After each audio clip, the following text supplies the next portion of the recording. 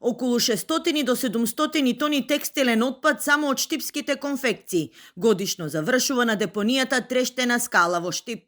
Анализите на невладиниот сектор укажуваат дека овој отпад може да биде претворен во профит, а животната средина спасена од сериозен загадувач. Подолго време произведуваме перници за седење, украсни пернички, перници за седење на домашни миленици, кукли за деца, но исто така има и други начини на кои што може да се употреби, изолацијски панели, бекатон плочки. Реискористувањето на текстилниот отпад представува вистински предизвик и за конфекционерите, чии хали и магацини се затрупани од него.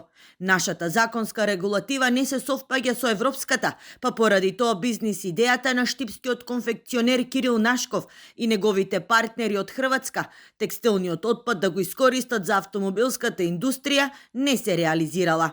Тогашните услови не најдовме разбирање од Царинската управа, бидејќи баравме да не ослободат од вредноста на отпадот.